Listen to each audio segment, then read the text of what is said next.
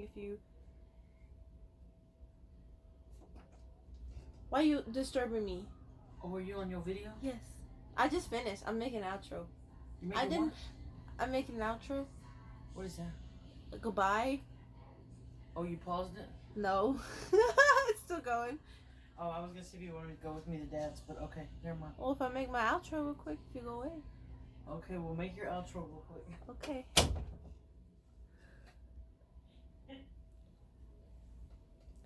So this is the outro.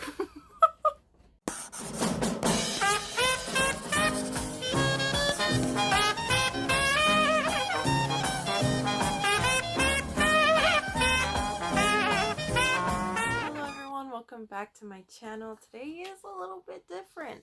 And if I'm being honest, most people who know me in real life probably assumed my videos would be more like this, in a sense of doing makeup, because if you've read the title, I am doing my makeup today. And we're going to be talking about holly and mistletoe. And the whole reason why I'm even bringing this up in the first place is because I've been lied to my entire life. So I decided to do a little bit of research, educate myself some, and now I'm just gonna share it to you while I do my makeup. How this video came about, I just posted my video last week, opening my Redbird Vintage box, and I got a mistletoe, aka a holly skirt. Here's my skirt I got. Really, really love it. And I've always known it to be mistletoe. Everyone in my family has called it mistletoe. I asked my fiance and he's like, yeah, it's mistletoe. I've always known it as mistletoe. So when I was going through my comments and everybody was saying, holly, holly, holly, love your holly skirt, I'm like, what's a holly? And so I decided to Google it and found out that what I thought was mistletoe is actually holly. So I thought I would do my makeup inspired by holly and mistletoe and just talk to you about it, I guess. So let me start doing my makeup. This is why I'm a little bit close. It's a bit strange. I've never really done my makeup on camera. This video might be super long. I'm absolutely sorry about that, but I will try my absolute best. I've put on some foundation. I've already tried speaking and doing my makeup at the same time, and honestly I ain't that well at it because I don't remember everything I'm talking about. It'd be different if I knew what I was talking about, and I know some of it, but I don't remember like all the details, and so like I don't want it to sound weird, so I'm gonna be doing my makeup, time lapse it, pop in every now and then if I'm just telling you what I'm doing. But other than that, I'm just gonna be doing my makeup, and there's gonna be a voiceover of me explaining what holly and mistletoe is, and the differences of them and the lore of them, and yeah, just everything I've learned after being lied to my entire life. So let's begin. Okay, so holly first. What is holly? This is what holly looks like. It is a bush with green, thorny, spiky leaves and red berries. And I found out that greenery such as mistletoe, holly, and ivy were originally used in pre-Christian times to help ward off evil spirits and celebrate new growth and celebrate the winter solstice. If you don't know what the winter solstice is the coldest, darkest part of winter because it is when the Earth's axis is the farthest away from the sun. And obviously, the further you are away from the sun, the colder you are. The colder the planet is. And so how does this really relate to Christmas, though? I found out that all the way back in Roman times, holly was the sacred plant of Saturn. And who is Saturn? Saturn is the god of agriculture. And so they would use clippings of holly as gifts and presents to people during the Saturnal festival. I'm not sure if I'm pronouncing that right. But why would they use holly? One, it was a sacred plant of Saturn. And two, it is really the only plant that could survive the harsh, cold winter solstice. And so they would use that plant, and this festival would take place during the 17th and the 23rd of December. But I did find out that eventually the god changes and they start celebrating the god's soul, which means sun, and then the solstice would end up being on the 25th, which is, Christmas, the original Christmas date we know now. Um, and I think because back then they were using holly during that time, it just continued to go past generation to generation, and we just continue to use holly to represent winter and Christmas. It also, when Christianity came into Western Europe, some people wanted to keep that greenery and give it a Christian meaning. It's more of just like what it represents to Christians. And so I'm Christian and I've never heard of this, so I found it interesting. They would say the green leaves, the prickly leaves, would represent the crown of thorns that Jesus wore when he was crucified, and the berries are the drops of blood that were shed by Jesus because of the thorns. In Scandinavia, it's known as Christthorn. So I thought that was kind of interesting. And yeah, that's really all I have about holly. So again, this is what holly looks like. And now, this is what mistletoe looks like.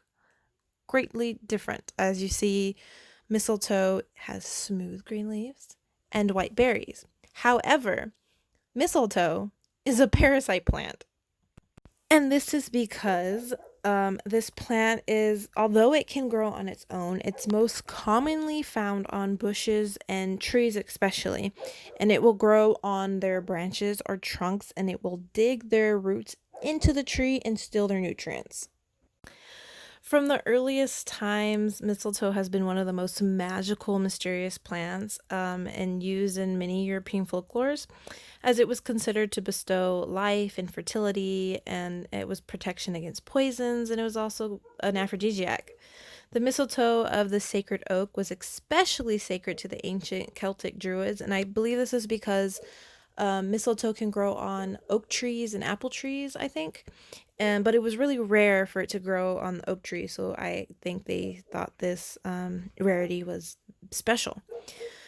And I don't know what this means, but on the sixth night of the moon, white robed druid priest would cut down the oak mistletoe with a golden sickle, and they would sacrifice two white bulls among praying, and the recipient of who cut down the mistletoe would be the one that would gain something from this. Later, the ritual of cutting the mistletoe from the oak came to symbolize the emasculation of the old king by his successor. Mistletoe was long regarded as a sex symbol and the soul of the oak.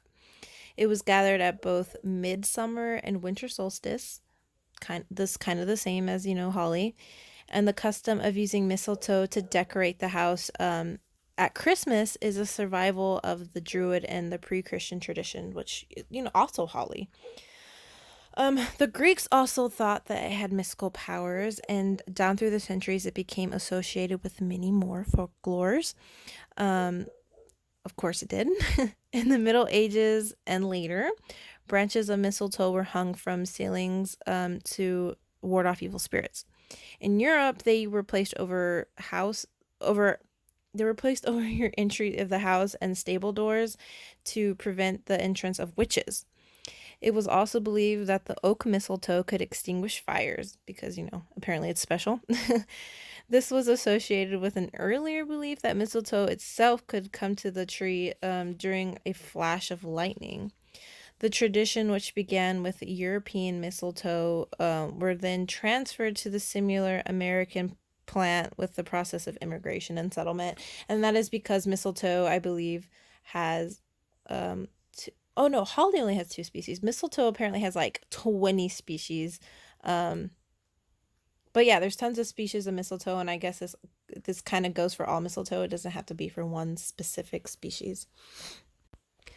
Now, where does this whole kissing lore come from, though, or the power of why do we kiss under it? Well, first, I found a legend for why there is this thing of kissing under it, and it's a pretty good, lengthy legend.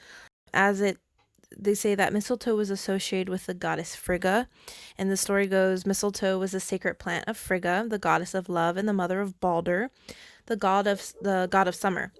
Balder had a dream of death, which greatly alarmed his mother, for if he were to die, all life on earth would end.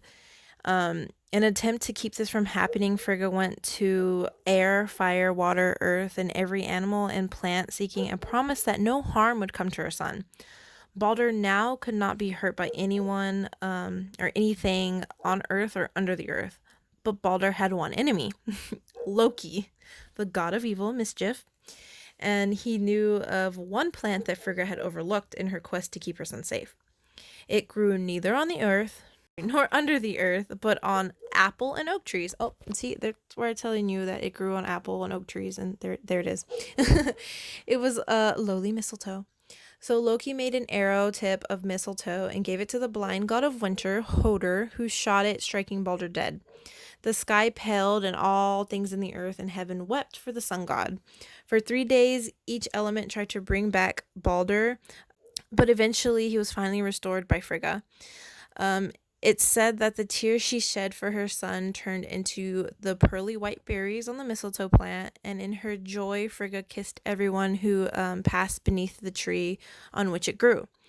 The story ends with a decree that whoever stand under the humble mistletoe, no harm should befall them, only a kiss and a token of love. So that, I believe, is why you would kiss under the mistletoe. So that was pretty interesting. But then I also saw that kissing under the mistletoe is first associated with the Greeks' Saturnal festival that I talked about. And later, with primitive marriage rites, they probably believed they had two different beliefs. One belief was that the power was to bestow fertility. It was also believed that the dung from which the mistletoe would also possess life giving power, which is the bird poop that fell on mistletoe because birds poop. Scandinavia, mistletoe was considered a plant of peace, which enemies could declare a truce under and basically kiss and make up. The 18th century English credited with a certain magical appeal called a kissing ball, which is just a big bundle of mistletoe, which we still use. And it said that a lady at Christmas time could stand under the ball of mistletoe, which is brightly trimmed with evergreens, ribbon, and ornaments, and they cannot refuse to be kissed. Consent. Such a kiss could mean deep romance or a lasting friendship and goodwill. If the girl were to remain unkissed, she cannot expect to marry the following year. However, in some parts of England, the Christmas mistletoe is burnt on the 12th night, and all the boys and girls who've kissed under it will never marry. So that's very contradicting. But I also found that, like, another kissing custom that dates back to the 1500s in Europe. It was practiced in the early United States. Washington Irving referred to it in the Christmas Eve from his 1820 collection of essays and stories, The Sketchbook of Geoffrey Cannon Ghent. In Irving's day, each time a couple would kiss under a mistletoe sprig, they removed one of their berries when the berries were all gone. So was the sprig kissing's power. I also found that the kissing custom under the mistletoe was in 1784 in a musical where there was kissing under the mistletoe. The first book version of A Christmas Carol, published in 1843. This might have helped to popularize the kissing under the mistletoe. Now, why do we get it confused? Well, this is kind of an easy answer. Media, social media in our days now, and just not having common knowledge of plants. Um, I found out that there are many media sites and just people who want to promote things during the holidays, and they'll use mistletoe, but they'll add red berries to it. So as you know, red berries are for holly, and they'll call mistletoe, or they'll call holly mistletoe because it has the red berries, and it's just adding this. It's just media and profit getting your attention during the holidays. That's pretty much it, and it's kind of sad. And I guess you can kind of say some of the lore is kind of the same. That's all I gotta say on that. Yeah, I hope you learned a little something and realized what a holly and a mistletoe is. And not be 22 years old and not realize what the difference is until now. Anyways, I hope you like this. I hope you stay subscribe, like this video, and I don't know. Stay tuned for more videos.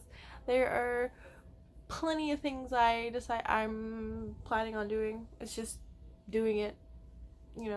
Time management is not the best for me. But I hope you liked it and you enjoyed. And again, subscribe, like, hugs and kisses, and bye.